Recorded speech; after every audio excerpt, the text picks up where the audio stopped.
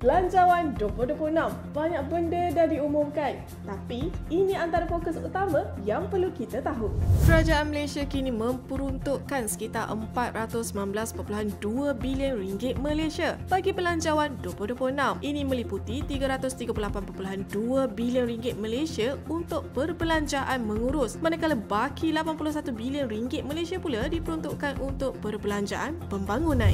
PTPTN, kerajaan akan mengenakan sekatan perjalanan kepada mana-mana peminjam yang culas, khususnya mereka yang bekerja di luar negara dan berkemampuan. Tidak hanya itu, pendidikan percuma PTPTN turut akan diberikan kepada 5,800 anak-anak dari keluarga miskin yang menyertai pengajian di IPTA. Duty excise untuk rokok dan minuman beralkohol akan dinaikkan mulai 1 November 2025. Kenaikan ini akan meliputi beberapa peringkat mengikut kategori untuk rokok. Sementara minuman beralkohol pula akan alami peningkatan 10%.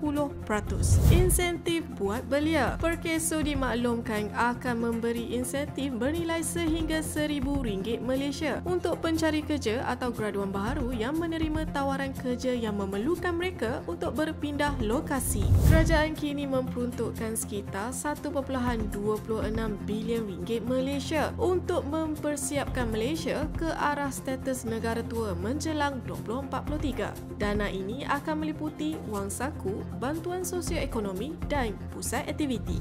Menuju status negara AI menjelang 2030, negara akan memperuntukkan beberapa dana bagi menambah baik infrastruktur AI, antaranya 5.9 bilion ringgit Malaysia untuk aktiviti pembangunan komersial dan daya cipta. Tidak hanya itu, sebuah sovereign AI cloud akan dibina oleh SKMM dengan pelaburan 2 bilion ringgit Malaysia.